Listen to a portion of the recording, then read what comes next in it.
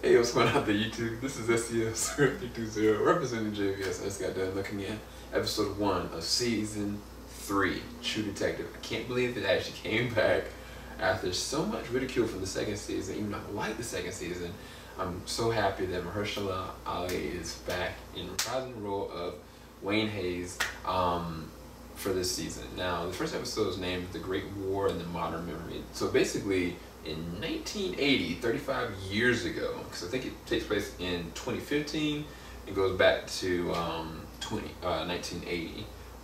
Him and his partner, they were just kind of doing their own thing, and then there's a kidnapping that happens, or they suspected kidnapping. And dad's working on his car, these two kids, they go and leave. And the thing about it is, like, they had to go at least a mile down the way to try to get to some kind of place. And I'm like, I don't know, like, it just seemed all the way sketch. But the thing about this show, and most of the entire series, honestly, is the cinematography, the tension, and the feeling of a true thriller that this show has in spades just as much as the first or the second seasons. Mahershala is an interesting character because his specialty is tracking, which kind of brings me back to, what's my man name? Oh my gosh, Matthew McConaughey's character, I forgot his name, but he had an ability to check out stuff and be able to kind of like piece together things because he had worked, you know, undercover for so long. Mahershala, he's got military training and he's a tracker, and so there's a correlation there which makes him even more of a compelling character. And at the same time, I think he also is dealing with either dementia or Alzheimer's, I'm not really sure, but he has an issue when it comes to memory. And so it's evident that he's got, I guess, either one, tapes or something that he's recalling back to himself to mark down the days so he doesn't forget anything, which is really interesting because now, 35 years later in 2015, he's being investigated about the crime that actually happened.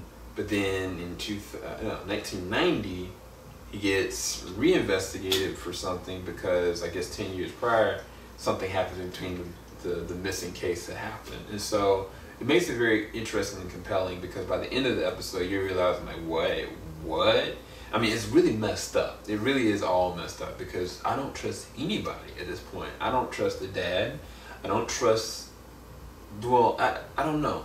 My theory is that the cousin that was staying with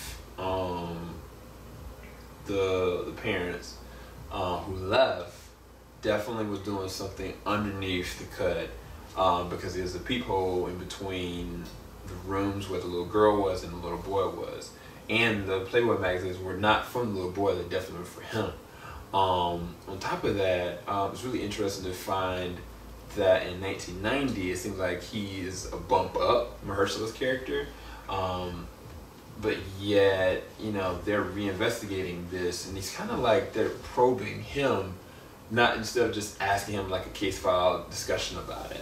So that, I don't know if they're saying that he had anything to do with it. The other part of it, which is the most interesting part, which I hope is true, is that his wife, his eventual wife, was the teacher to one of the students that most likely has something to do with these kids missing. And I think what they're going to end up doing is the Native American guy that is the trash collector guy, that I guess was a nom as well.